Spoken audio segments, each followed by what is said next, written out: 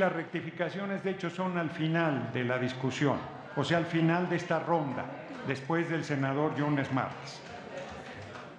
Gracias, ciudadano presidente, compañeras y compañeros senadores. Ni cobarde ni traidor. Salí del hospital para venir a dar las razones de mi voto y para responder a quienes en los últimos días y también hoy en esta sesión me han agredido. He sido objeto de un linchamiento público, como creo que pocas veces alguien lo ha sufrido, queriendo hacerme responsable del destino de México como si en mis manos realmente estuviera. Y no está en mis manos. A la Asamblea respetar al orador como se ha hecho. Permítame un segundo, y de senador. Todas y todos los legisladores. Permítame un segundo. Hemos escuchado con atención y respeto a todas las senadoras y senadores que han hecho uso de la palabra. Pido a la Asamblea guardar silencio durante la intervención del senador.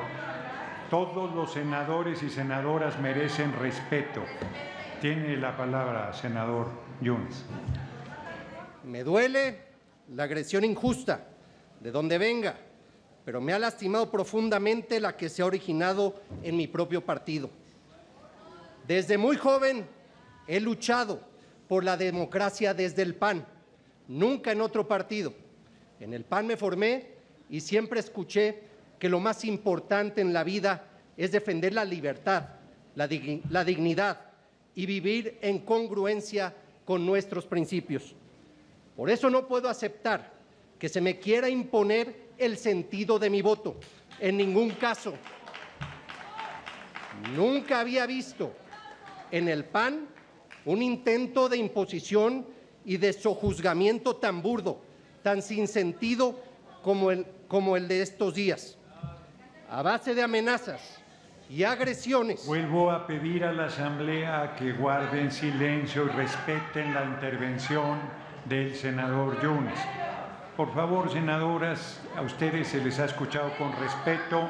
Pido a la Coordinación de Acción Nacional que ponga orden en su bancada. Tiene la palabra, senador Yunes. Gracias.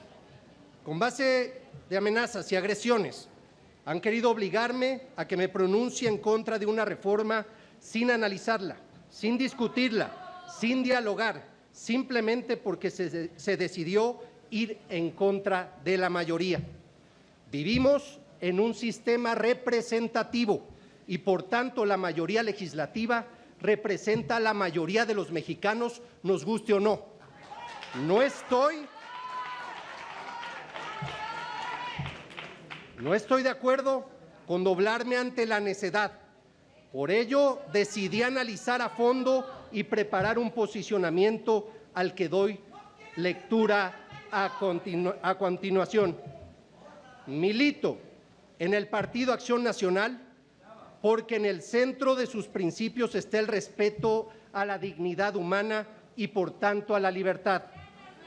En ejercicio de esa libertad, vengo a esta tribuna a razonar mi voto en la reforma del Poder Judicial. Lo hago en mi condición de opositor a un gobierno con el que no he coincidido, pero soy opositor racional. Les pido, permítame, senador Yunes, hay todavía 2 rondas de 5 a favor y 5 en contra, y podrán decir sus argumentos, inclusive hasta el vituperio, que fue un compromiso de que iba a haber un debate de altura.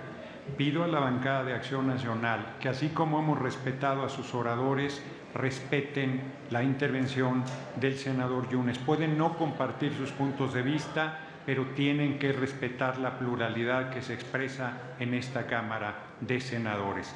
Continúe con la palabra, senador Yunes. Gracias, presidente.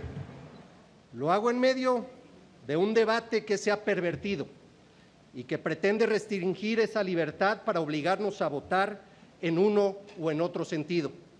Un debate público sustentado, sí, en la preocupación por la justicia, pero también en la desinformación, en intereses políticos, en agendas personales, en fobias y en cobro de facturas.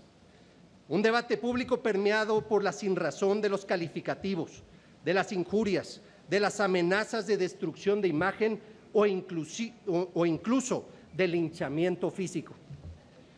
Dependiendo del sentido de nuestro voto, pretenden clasificarnos a las 128 mexicanas y mexicanos que nos encontramos en este recinto como ángeles o demonios, como héroes o traidores a la patria. Ofrecen medallas, reconocimientos y hasta un mural para que aparezcan los rostros de quienes voten en contra de la reforma como los salvadores de México. Para los que voten a favor de la reforma, ofrecen no un mural, sino el paredón de la historia.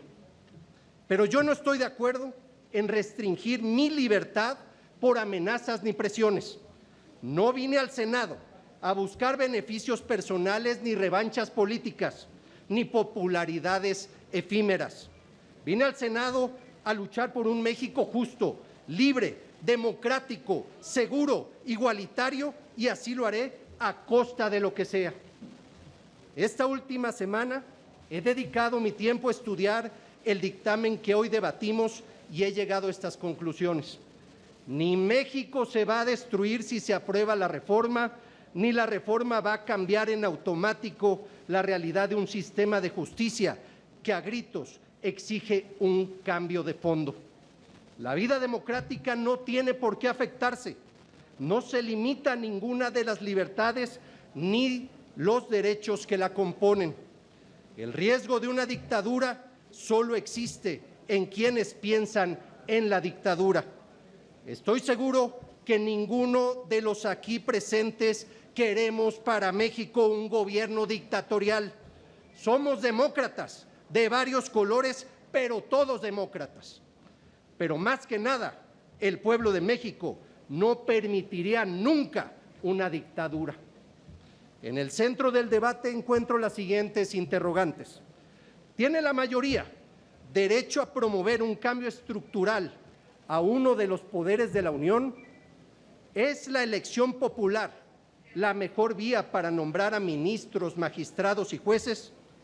¿Dará la nueva conformación del Poder Judicial ventajas políticas al partido en el gobierno? Sostengo que la mayoría sí tiene derecho a promover cambios estructurales. Así ha sido a lo largo de nuestra historia. Recordemos un caso. En 1994, legisladores del PRI y PAN, a iniciativa del presidente Zedillo, aprobaron la reforma de 20 artículos de la Constitución para precisamente reformar de fondo al Poder Judicial. Vale la pena recordar su contenido. Se jubiló de manera inmediata a los 26 ministros en funciones. Se redujo a 11 el número de ministros. Se creó el Consejo de la Judicatura. Se dio vida a las controversias constitucionales y acciones de inconstitucionalidad.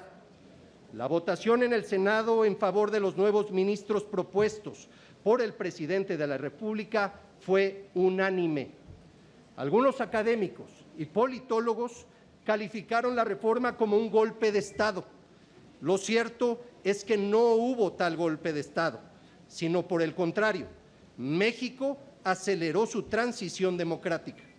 Apenas 3 años después de esta reforma, el PRI perdió la mayoría en el Congreso de la Unión y en el año 2000 perdió la presidencia de la República. Es decir, los beneficios políticos de la reforma del Poder Judicial no fueron para el régimen. Probablemente la mayor inquietud que provoca la reforma es el voto popular para elegir a los impartidores de justicia. Se supone que por la fuerza de una organización política serán electos y ese voto los comprometería y perderían, por tanto, su imparcialidad. Pero ¿quién nombra hoy a las y los ministros de la Suprema Corte de Justicia de la Nación? Es el Senado, a propuesta del presidente de la República, quien tiene origen y militancia partidista.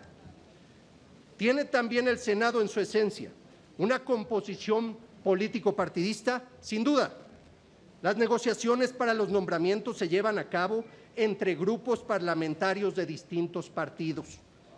Y si el Senado no logra un acuerdo, el presidente nombra libremente, como sucedió la última ocasión en que recayó el nombramiento en una persona abiertamente militante de Morena.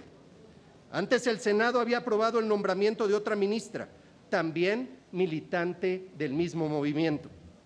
Hoy, de 11 integrantes de la Corte, 5 han sido propuestos por el presidente López Obrador.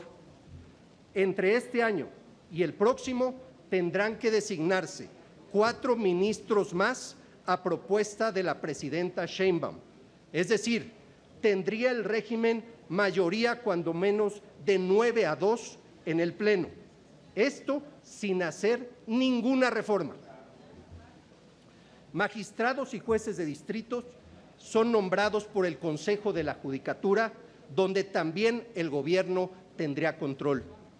Debemos entonces preguntarnos si es mejor que el presidente de la República siga nombrando libremente a los ministros y de manera indirecta a magistrados y jueces, o vamos a un nuevo modelo de elección popular en el que el nombramiento no esté vinculado directamente a una persona, sino a millones de ciudadanos con los que no existiría vínculo ni compromiso personal directo y verificable, como sí lo existe en el modelo actual. Agregaré algo más. No hay razón para dudar de la calidad personal y del compromiso. Hemos sido tolerantes con el tiempo. De cualquier manera, le pido vaya concluyendo, senador Yunes. Concluyo. Agregaré algo más. No hay razón para dudar de la calidad personal y del compromiso con la ley de quienes resultan electos si la reforma se aprueba. ¿Por qué y de quiénes vamos a dudar si no sabemos ni siquiera quiénes son? Pongo un ejemplo presente de actuar imparcial. Cuando menos 2 de los 5 ministros de la Suprema Corte de Justicia de la Nación propuestos por el presidente López Obrador han aprobado resoluciones que son contrarias al interés del gobierno, privilegiando su compromiso con la Constitución y no con el poder. Compañeras y compañeros legisladores, nada justifica el enfrentamiento y la polarización. Está por iniciar un nuevo gobierno federal y creo que todos debemos contribuir a que lo haga en un ambiente. Concluir, senador Yunes. Le recuerdo, presidente, que fue interrumpido también en varias ocasiones. Sí, pero termine su intervención. Nada justifica el enfrentamiento y la polarización. Está por iniciar un nuevo gobierno federal y creo que todos debemos contribuir a que lo haga en un ambiente de estabilidad y de armonía. Deseo por el bien de México que dejemos atrás la falta de diálogo entre el Ejecutivo y las fuerzas políticas y que juntos construyamos una nueva y mejor realidad. Que podamos ir de la mano para encontrar soluciones a la pobreza, la inseguridad, la falta de recursos para el desarrollo, para mejorar nuestro sistema de procuración y administración de justicia y muchos otros retos. Sé que la reforma al Poder Judicial que se nos ha propuesto no es la mejor. Sé también que en las leyes secundarias tendremos la oportunidad de termine su intervención. Pido a la Asamblea, quien lleva el tiempo es la mesa directiva, y pido al senador Yunes que concluya su intervención. Concluyo, señor presidente. Sé también que en las leyes secundarias tendremos la oportunidad de perfeccionarla y de instrumentarla. Por eso, en la decisión más difícil de mi vida, he determinado dar mi voto a favor del dictamen para crear un nuevo modelo de impartición de justicia.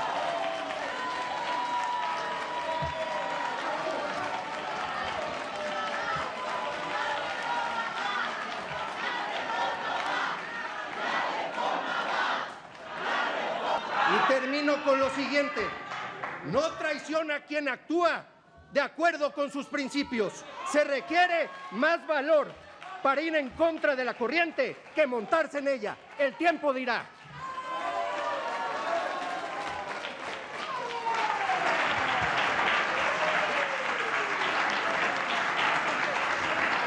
Asamblea, honorable Asamblea.